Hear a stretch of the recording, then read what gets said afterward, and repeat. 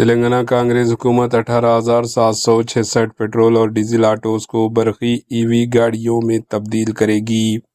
تلنگانہ کانگریس حکومت نے کو اربن رینج اکنامک یعنی CURE علاقوں میں پیٹرول اور ڈیزل سے چلنے والے آٹو رکشاؤں کو برقی گاڑیوں یعنی ای وی گاڑی میں تبدیل کرنے کے لیے تلنگانہ آٹو رکشا الیکٹرانک کنورژن اسکیم 2026 تیار کرنے کی منظوری دے دی۔ وزیر ٹرانسپورٹ پونم پربھاکر نے یہ اطلاع دی۔ انہوں نے بتایا کہ تلنگانہ رائزنگ ویژن 2047 سے ہم آہنگ اس اسکیم کے تحت 18,766 اہل آٹو رکشاؤں کو شامل کیا جائے گا، جن میں 11,254 ڈیزل اور 7,512 پیٹرول سے چلنے والے آٹو شامل ہیں۔ حکومت موجودہ آٹو رکشاؤں میں AIS 123 سے منظور شدہ الیکٹرک ٹیکس لگانے یا نئے فیکٹری ساخت برقی مسافر 3 ویلر خریدنے کے لیے زیادہ سے زیادہ 1,50,000 روپے تک مالی امداد فراہم کرے گی۔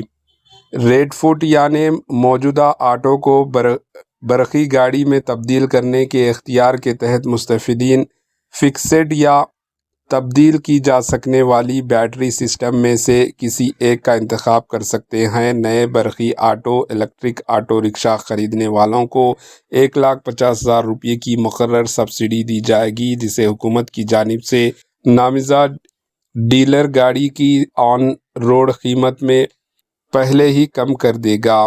اس اسکیم کے لیے 200 کروڑ روپے کا بجٹ مختص کیا جائے گا۔ اس میں درج فہرست ذات SC، درج فہرست قبائلی ST، پسماندہ طبقات BC اور اقلیتی بہبود کے محکمے 50-50 کروڑ روپے کا تعاون کریں گے۔ اسکیم پر شفاف طریقے سے عمل درآمد کی نگرانی کے لیے 3 سطحی نظام قائم کیا جائے گا، جس میں ریاستی سطح کی کمیٹی، اسکیم عمل درآمد کمیٹی اور ضلع منظوری کمیٹیاں شامل ہوں گی۔ وزیر پونم پربھاکر نے اتوار کو جاری ایک ویڈیو بیان میں کہا کہ اس اقدام کا مقصد فضائی اور صوتی آلودگی کو کم کرنا، آٹو ڈرائیوروں کے ایندھن پیٹرول کے اخراجات گھٹانا اور حیدرآباد میں صاف ستھرائی اور پائیداری شہری پبلک ٹرانسپورٹ کو فروغ دینا ہے۔ انہوں نے کہا کہ حکومت کا مقصد ماحولیاتی تحفظ، پائیداری ترقی اور آٹو رکشا ڈرائیوروں کے معاشی مفادات کے درمیان توازن قائم کرنا ہے۔ Bureau report AHN news. కార్యాచరణ తీసుకుంటుందని మనవి చేస్తూ ఈ యొక్క పర్యావరణ పరిరక్షణకు రెట్రోఫిట్ చేసేటువంటి ఖర్చును ప్రభుత్వం భరిస్తూ ఉందో ప్రతి ఆటో యజమాని హైదరాబాద్ పరిధిలో మరి డీజిల్ పెట్రోల్ లేకుండా కన్వర్షన్ చేయించుకోవాలని కోరుతా ఉన్నాను।